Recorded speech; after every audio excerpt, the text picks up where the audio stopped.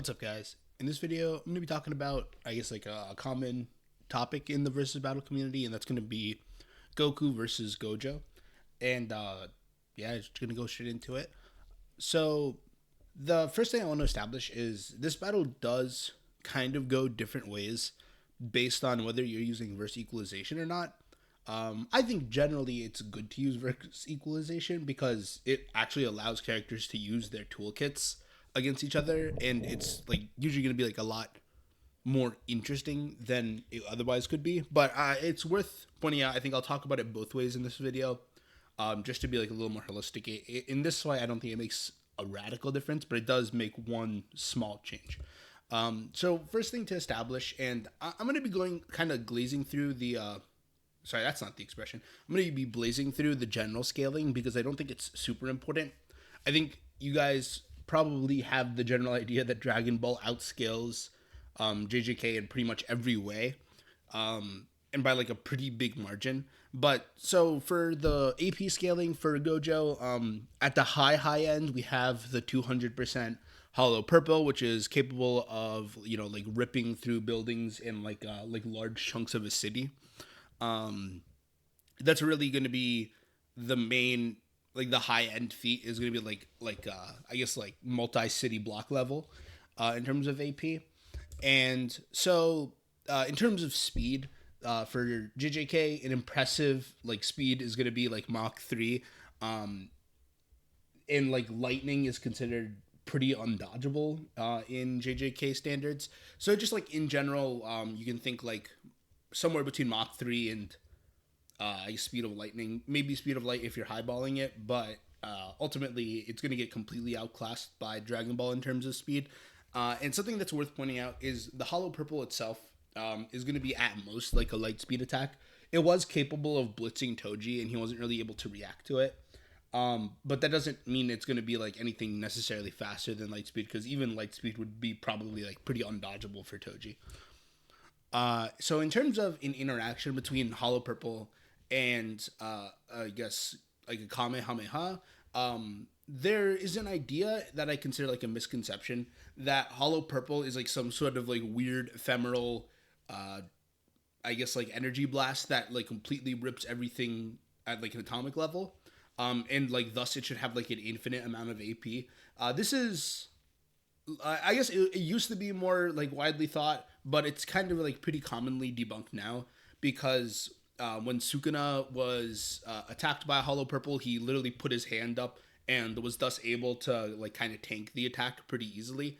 Sorry, I shouldn't say pretty easily. He was very badly injured, but in terms of durability, of course, Sukuna isn't going to be anywhere close to Goku anyway.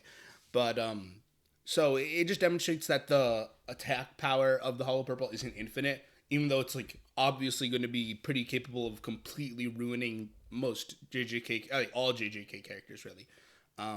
It's still not infinite AP, otherwise Sukuna wouldn't have been able to survive it.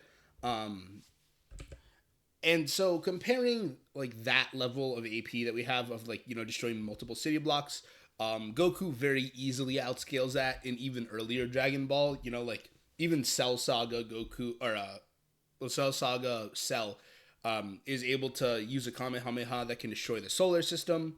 So like Goku's Kamehameha at like the current point in this series is going to be ridiculously powerful, which is going to be like pretty substantiated by the other feats that we have from Dragon Ball Super, where we know that for example, Goku and Beerus were able to shake the whole of Universe 7 and to destroy the macrocosm, putting him like pretty comfortably at like a Universal Plus level. Debatably higher, but we don't really need to get into exactly how high Goku is. All that matters is that he's like really, really, really far above Gojo in terms of AP. And speed as well. Even early Dragon Ball is going to be comparable to JJK in terms of speed. So like later Dragon Ball completely outclasses. Like lightning speed is something that we can calc like pretty early on in the series, even in like Dragon Ball. So, at the current point in the series, massively faster than light is like pretty acceptable and pretty real. So that's gonna just be it for like pure stats. I don't think there's too much to talk about. Just keep in mind Dragon Ball completely outclasses JJK in every like conventional stat.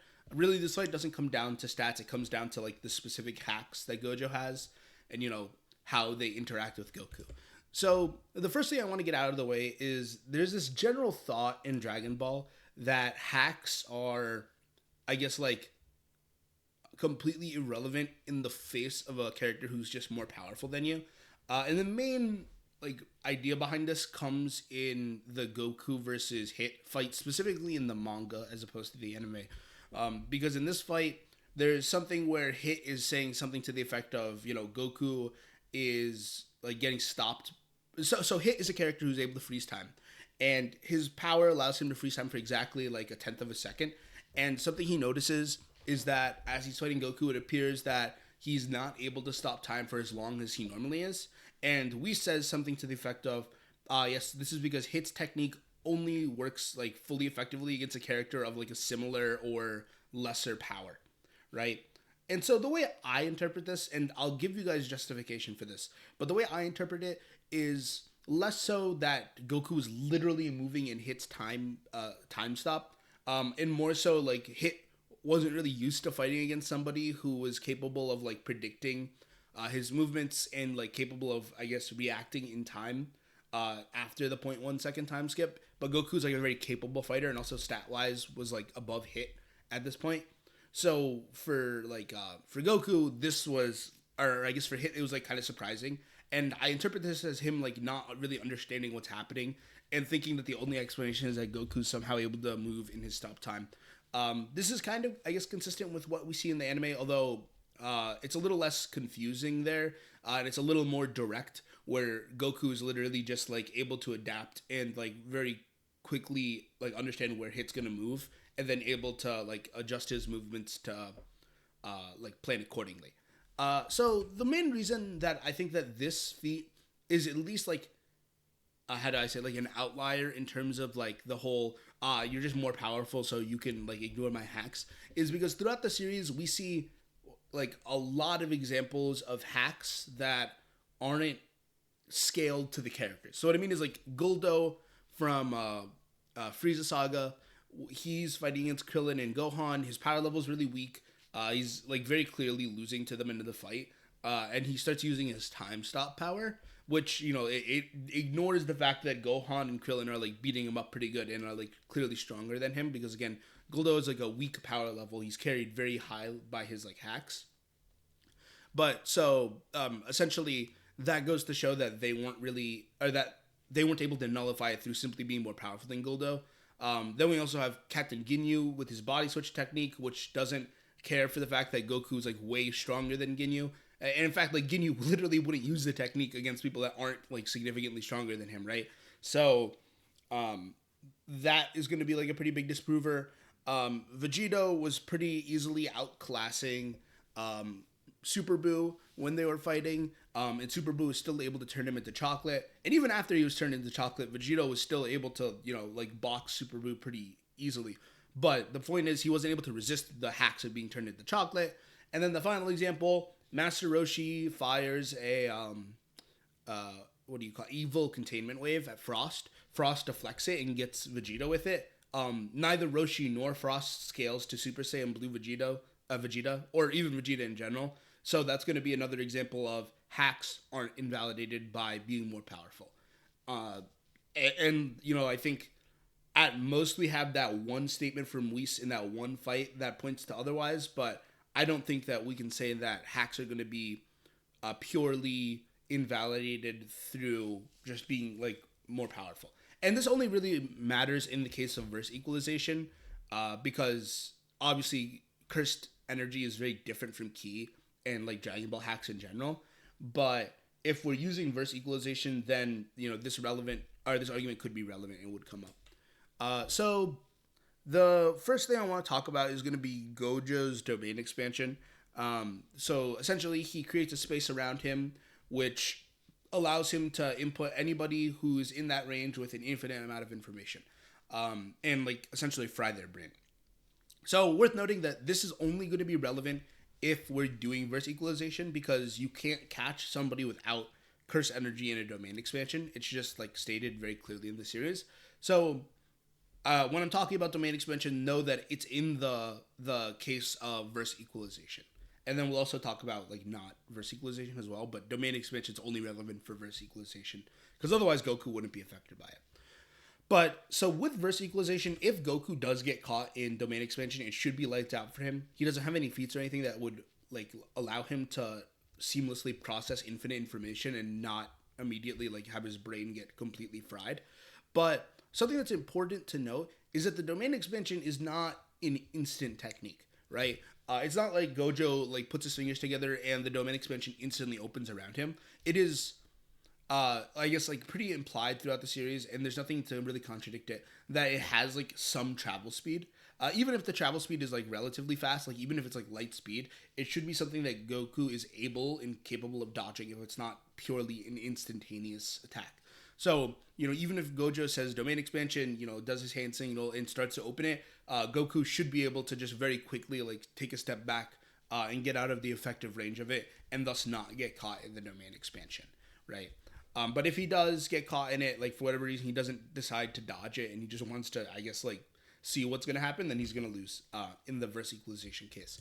But the more important thing about Gojo that we're going to have to explore that's going to be relevant in both the equalization case and the non-equalization case is his infinity. That he can, so essentially what it is it's a field around himself that has the, I guess, like traveling of any object that's attacking him in that field, essentially making it so any attack that is traveling has to cover an infinite distance in order to reach him, which doesn't ever happen in the like series because nothing in the series is capable of moving at like moving over an infinite distance, right? And again, the way it's explained, which might be kind of relevant, is that it like continually and infinitely halves the amount of distance that the object can travel within his infinity. So at a certain point, it's just going to be like an infinite space that it has to cross, and thus won't ever actually reach him, right? So there's going to be a few logical arguments that I've heard and that I've included myself for how Goku might be able to I guess invalidate or surpass the infinity, bypass the infinity, I guess is what I mean. And those are going to be listed here, and we're going to talk about them one at a time. First is going to be the perception blitz and speed. So there's this idea that Goku has infinite speed, which is just like demonstrably not true.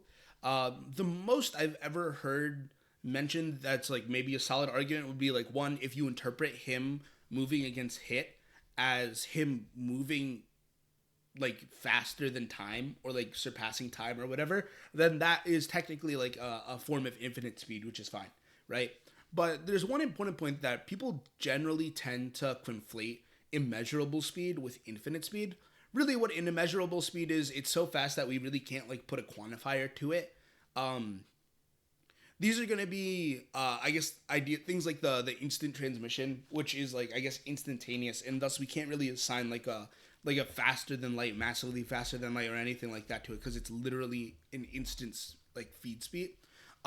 While infinite is going to be a little different. If a character has infinite speed, they essentially exist at all places in the universe or like whatever at the same time, right? Like something like Wally West, he can be said that he has infinite speed when he's like fully utilizing the Speed Force, because then it's not even like he's technically traveling. He really just exists everywhere at once, right?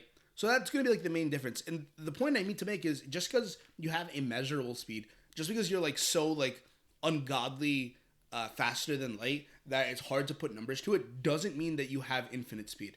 And in most cases it's not important, but in the case of Gojo very specifically, if you don't have infinite speed, then you're not going to be able to cover an infinite distance to be able to reach him, right?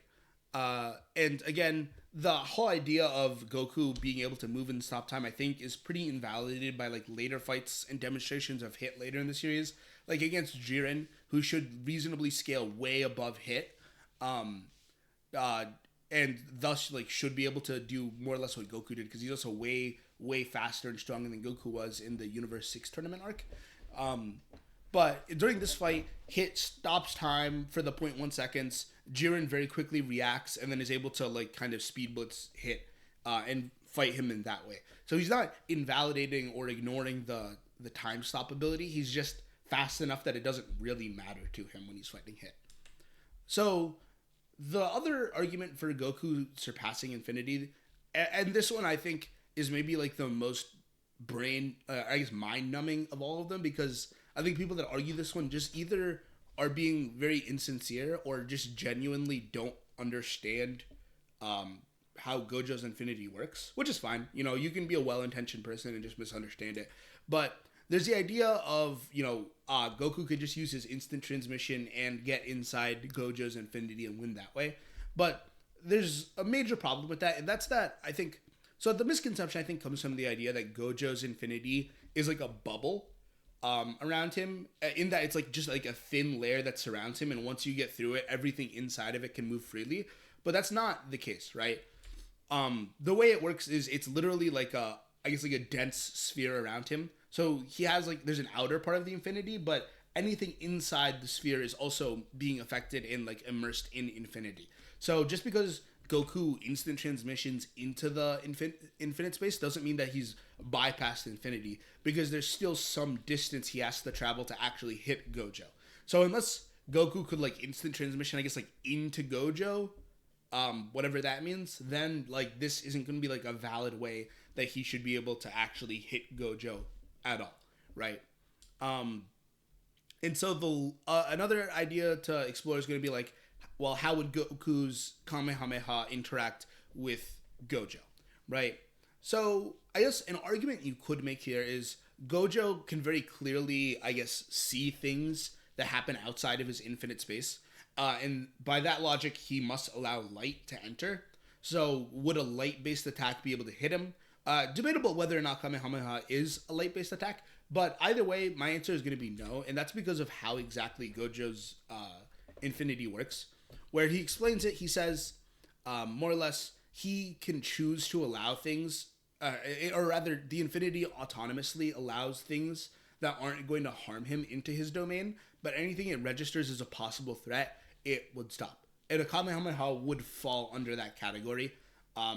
It's just, if it's going to cause direct harm to him, he can nullify it and it won't reach him. But he allows light through, or it allows light through, because it's not something that's going to harm him, right? So the last idea that's going to come up is going to be planet busting, which is another part that I guess Goku fans tend to argue when it comes to this fight, which is that Goku could literally just blow up the planet that Gojo is standing on, and Gojo would just suffocate in the vacuum of space. Main problem with this argument, which again, I'm always very confused when I hear it, Goku definitely can't survive the vacuum of space, right? Saiyans can't breathe in space. So that's a big problem for him. But what I guess you can say then is, let's say Goku's fighting Gojo and he decides, I absolutely have to win this fight for whatever reason. And so he can, kind of like we saw on Namek where the planet was primed to explode. Goku can destroy the planet. And then right before it's fully destroyed and he would be in the vacuum of space, he could just use instant transmission to move to some close planet that would have oxygen or something that he can breathe. But I think that this is a pretty disingenuous way of arguing. This isn't usually the kind of stuff I like to hear in versus battles, because it's a very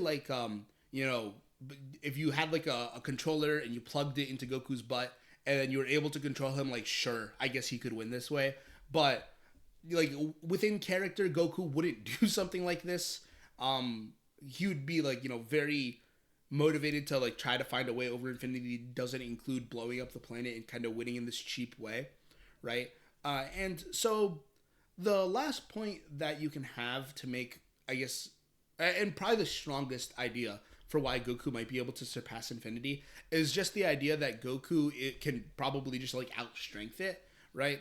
So for one, we know that Goku in his fight with Beerus was capable of threatening to destroy the whole of the Universe 7 macrocosm, which is stated to be infinite in size, right? And so in terms of interaction, no character in JJK comes anywhere even close to that level of output. So we haven't really seen how a character with that output would interact with Infinity. But it is worth noting that there may be some dubious nature to this. One person might also point out that the fight in the tournament arc was capable of shaking the whole like void world, which is also again infinite in size. But it is worth acknowledging that there are different types of infinities, and it's hard to say that being able to shake or affect like an infinitely expanded universe is going to be the same as being able to traverse like infinitely small distances um, to like reach Gojo, just because of how it works. But it's a very conceptual idea, and it's not, I think, worth engaging in. This could be for somebody who understands this stuff like a little better, I guess. But the main point I want to make is that narratively, it does feel like if a character is able to, I guess, use attacks that can affect all of an infinite space, that should be enough to surpass and like reach or bypass infinity and actually reach Gojo.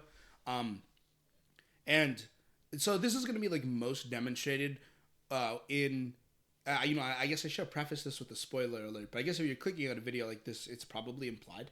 But in the way that Gojo is actually defeated by Sukuna, right, where Gojo is hit by the world cutting slash, which is a little confusing, and there's like a lot of stuff that's up in the air as to how exactly this technique works.